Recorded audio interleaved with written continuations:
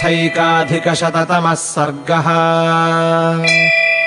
तन्तु रामः समाज्ञाय भ्रातरम् गुरुवत्सलम् लक्ष्मणेन सह भ्रात्रा प्रष्टुम् समुपचक्रमे। किमेतदिच्छेयमहम् श्रोतुम् प्रव्याहृतम् त्वया, यस्मात् त्वमागतो देशमिमम् चीरजटाजिनी। यन्निमित्तमिमम् देशम् कृष्णाजिनजटाधरः, हित्वा राज्यम् प्रविष्टस्त्वम् तत्सर्वम् वक्तुमर्हसि। इत्युक्तः केकयीपुत्रः काकुत्स्थेन महात्मना, प्रगृह्य बलवद्भूयः प्राञ्जलिर्वाक्यमब्रवीत्। आर्यतातः परित्यज्य कृत्वा कर्मसु दुष्करम्, गतः स्वर्गम् महाबाहुः पुत्रशोकाभिपीडितः।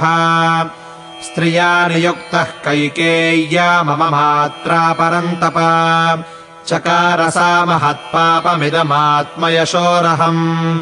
सा राज्यफलमप्राप्य विधवा शोककर्षिता, प्रतिष्यति महाघोरे नरके जननी मम। तस्य मेदासभूतस्य प्रसादम् कर्तुमर्हसि, अभिषिञ्चस्व चाद्यैव राज्येन मघवानिव।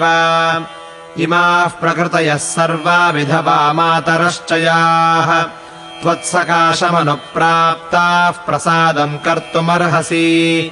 तथानुपूर्व्या युक्तश्च युक्तम् चात्मनि मानद, राज्यम् प्राप्नुहि धर्मेण सकामान् सुहृदः कुरु। भवत्वविधवा भूमिः समग्रापतिना त्वया, शशिना विमलेनेव शारदी रजनी यथा। एभिश्च सचिवैः सार्धम् शिरसा याचितो मया, भ्रातुः शिष्यस्य दासस्य प्रसादम् कर्तुमर्हसि। तदिदम् शाश्वतम् पित्र्यम् सर्वम् सचिवमण्डलम्, पूजितम् पुरुषव्याघ्रनातिक्रमितुमर्हसि। एवमुक्त्वा महाबाहुः सबाष्पः कैकयीसुतः, रामस्य शिरसा पादौ जग्राह भरतः पुनः। तम् मत्तमिव मातङ्गम् निःश्वसन्तम् पुनः पुनः, भ्रातरम् भरतम् रामः परिष्वज्येदमब्रवीत्। कुलीनः सत्त्वसम्पन्नस्तेजस्वी चरितव्रतः, राज्यहेतोः कथम् पापमाचरेन्मद्विधो जनः। न दोषम् त्वयि पश्यामि सूक्ष्ममप्यरिसूदना, न चापि जननीम् बाल्यात् त्वम् विगर्हितुमर्हसि। कामकारो महाप्राज्ञ गुरूणाम् सर्वदा नघा, उपपन्नेषु दारेषु पुत्रेषु च विधीयते। वयमस्य यथा लोके सङ्ख्याताः सौम्यसाधुभिः, भार्याः पुत्राश्च शिष्याश्च त्वमपि ज्ञातुमर्हसि। वने वाचीरवसनम् सौम्य कृष्णाजिनाम्बरम्, राज्ये वापि महाराजो माम् वासयितुमीश्वरः। यावत्पितरि धर्मज्ञ गौरवम् लोकसत्कृते, तावद्धर्मकृताम् श्रेष्ठ जनन्यामपि गौरवम्।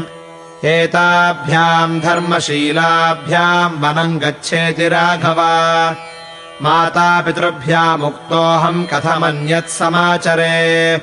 त्वया राज्यमयोध्यायाम् प्राप्तव्यम् लोकसत्कृतम्, वस्तव्यम् दण्डकारण्ये मया वल्कलवाससा। एवमुक्त्वा महाराजो विभागम् लोकसन्निधौ, व्यादिश्य च महाराजो दिवम् दशरथो गतः। स च प्रमाणम् धर्मात्मा राजा लोकगुरुस्तव, पित्रा दत्तम् यथा भागमुपभोक्तुम् त्वमर्हसि। 14 समाः सौम्यदण्डकारण्यमाश्रितः, उपभोक्ष्ये त्वहम् दत्तम् भागम् पित्रा महात्मना। यदब्रवीन्माम् नरलोकसत्कृतः पिता महात्मा विबुधाधिपोपमः, तदेव मन्ये परमात्मनो हितम् न सर्वलोकेश्वर भावमव्ययम्। इत्यार्षे श्रीमद् रामायणे वाल्मीकीये आदिकाव्ये अयोध्याकाण्डे 1,100तमः सर्गः।